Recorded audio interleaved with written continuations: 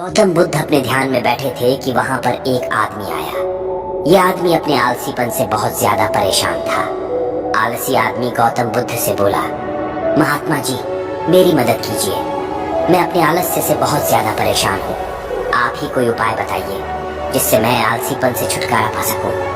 गौतम बुद्ध ने उस व्यक्ति से कहा, पहले मुझे यह बताओ कि तुम्हें क्यों लगता है कि तुम आलसी हो।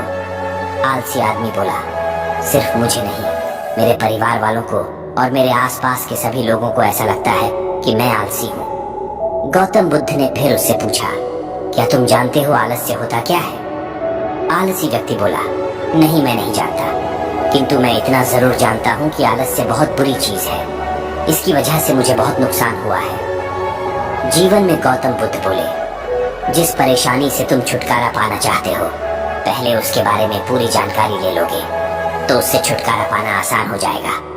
आलसी व्यक्ति बोला, भगवान, इतनी बुद्धि तो मुझ में नहीं है, आप ही मुझे इस समस्या के बारे में जानकारी दीजिए।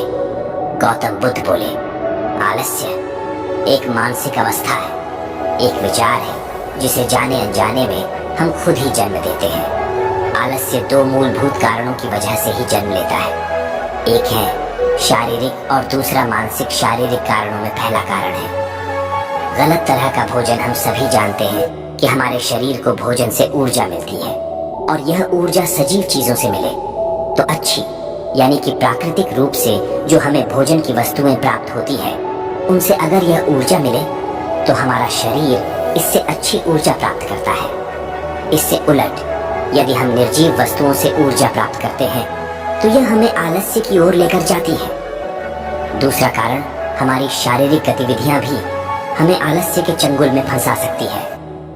गौतम बुद्ध ने आलसी व्यक्ति को अपने शिष्यों की तरफ इशारा करते हुए कहा कि देखो, इनके चलने फिरने बैठने के तरीकों में तुम्हें कुछ अलग नजर आ रहा है। जब आलसी व्यक्ति कुछ समझ नहीं पाया, तब गौतम बुद्ध ने उससे कहा, मेरे शिष्य जब भी बैठते हैं तो वे रीढ़ की हड्डी को एकदम सीधा रखते हुए बैठते हैं। चलते हैं तो उनके दोनों पैरों के बीच अच्छे से संतुलन बना रहता है, और जब वह सोते हैं तो उनका शरीर एकदम शिथिल रहता है। ऐसा करने से उन्हें रात्रि में एकदम सही तरीके से नींद आती है।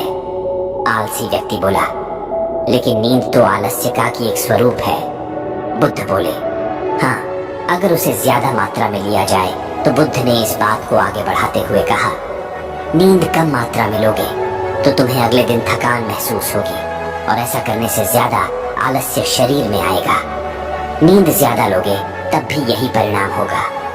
इसीलिए नींद को ना ज्यादा न कम, एकदम सही मात्रा में लेना अति आवश्यक है।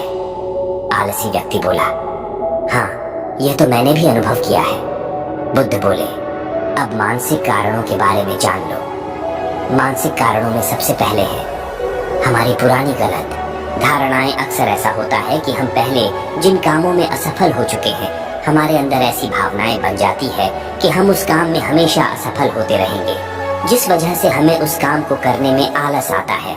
ऐसी धारणाओं से छुटकारा पाने का एकमात्र उपाय यह है कि हमें अपने मन को यह समझाना चाहिए कि पिछली बार हम जब उस काम में असफल हुए थे तो हम उसके बारे में जितना जानते थे, अब हम उस काम के बारे में उससे ज्यादा जानते हैं, क्योंकि असफल होने के बाद हम उससे काफी कुछ सीखे भी हैं। बुद्ध बोले, दूसरा कारण है आलसी और कामचोर लोगों की संगत। कई बार ऐसा होता है कि हम आलसी नहीं होते, मगर जिनके साथ हम रहते हैं हम उन जैसे बनने लगते हैं। इससे छुटकारा पाने का उपाय बहुत सरल है। कामचोर और आलसी व्यक्तियों से दूर रहो। ऐसे व्यक्तियों की संगत में रहो जो अपने काम को बड़ी लगन से करते हैं और तुम्हें कुछ सिखा पाए। गौतम बुद्ध ने तीसरा कारण बताते हुए कहा, यह कारण आलस्य के लिए सबसे बड़ा कारण है, काम को कल पर टालते रहना। यह कारण इतना शक्तिशाली है कि किसी भी व्यक्ति को बर्बाद कर सकता है। इससे बचने का सबसे आसान उपाय यह है कि जो काम जितनी जल्दी संभव हो उतनी जल्दी कर दिया जाए। गौतम बुद्ध ने आलसी व्यक्ति से एक सवाल पूछा, मान लो तुम किसी रेगिस्तान में फंस गए हो और तुम्हें प्यास लगी है, तो तुम क्या करोगे? आलसी व्यक्ति बोला, मैं जल्दी ही रेगिस्तान के आसपास कोई गांव की तलाश करूंगा, या ऐसी जगह की तलाश करूंगा जहां पर मुझे पानी मिल सके। गौतम बुद्ध बोले, अगर तुम्हें काफी देर ढूंढने पर भी पानी न मिले तब तुम क्या करोगे? आलसी व्यक्ति बोला। मैं तब भी अपनी तलाश जारी रखूंगा, क्योंकि ऐसी परिस्थिति में मेरे पास कोई और दूसरा विकल्प तो होगा ही नहीं। गौतम बुद्ध बोले, बिल्कुल सही, और यही है मानसिक स्तर पर आलस्य का चौथा कारण, किसी भी निश्चित लक्ष्य का ना होना। यह भी आलस की ओर लेकर जाता है।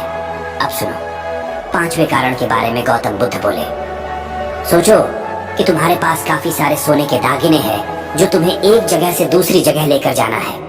तुम चलते चलते थक जाते हो और किसी पेड़ के नीचे बैठ जाते हो, और तभी तुम्हें दूर से तुम्हारी तरफ दौड़ कर आ रहे डाकू दिखाई देते हैं। तो क्या तब भी तुम आलस करके वहीं बैठे रहोगे, या ऐसी परिस्थिति में तुम वहां से उठकर दौड़ने लगोगे?